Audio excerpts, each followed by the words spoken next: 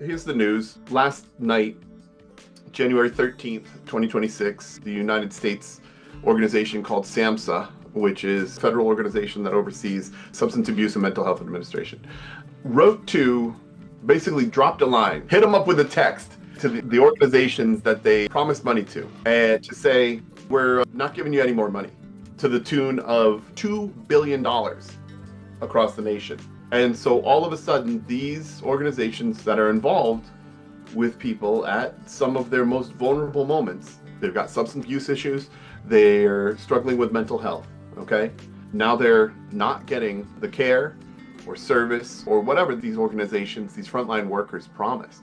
And so I want to bring up something here. The principles of trauma-informed care was something that Samhsa developed. This is built off the thinking and research of Samhsa over the last 20 years, almost 30 years actually. And this does not represent any of these principles. Samhsa's decision to unfund these organizations and not make good on their promises does not move forward safety. Just like I was pointing out, now you've got frontline workers working with fewer resources, working with less support around them, unable to provide the goods, the naloxone, the other treatment that they would otherwise be able to provide.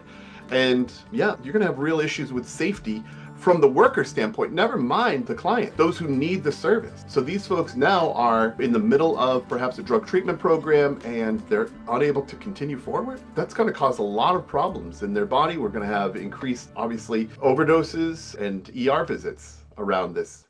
That's really a pity. And then to think about trustworthiness and transparency, like how can I, as an organization, trust and think that I can work with a federal entity and get a grant application approved and then have them say, we're not going to give you that money we promised you. This is nothing to do with trustworthiness and transparency. In fact, it's the opposite.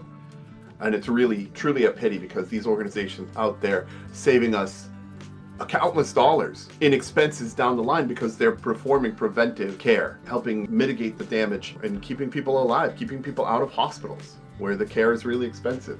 And peer support, collaboration, or empowerment, none of those things are present in this choice that Samhsa has made to not make good on their promises. And then, of course, the cultural humility, understanding what it is on the front lines to do this work and to show up day in and day out, working with very vulnerable, very volatile populations, folks who are drug using and not always in control, in their right minds, as it were. And now to make that work even more unstable is just unimaginable. And yeah, here we are. And so what's going to be required of our community infrastructures? We're going to have to show up for each other to establish safety.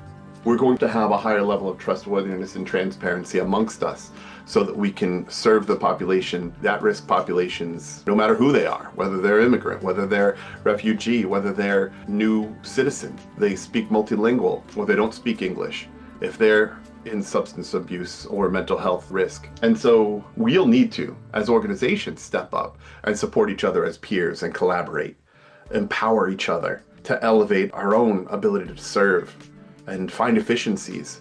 And then the cultural humility piece, I think increasingly shelters are going to have to coordinate with community action agencies, are going to have to work with mental health institutions in a much more tight-knit way so that these efficiencies can be found and communities can be served. So it's a pity that the government would be so short-sighted in its choice to defund these critical organizations. And then there's a gentleman there at Ford who had a gesture or two for Trump, which is very interesting. I can certainly understand the sentiment, but just for the public outcry of support for that person through GoFundMe to be at that level, like if he's making, let's say he was working in a Ford factory, let's say he was making $70,000 a year. Let's say that, okay?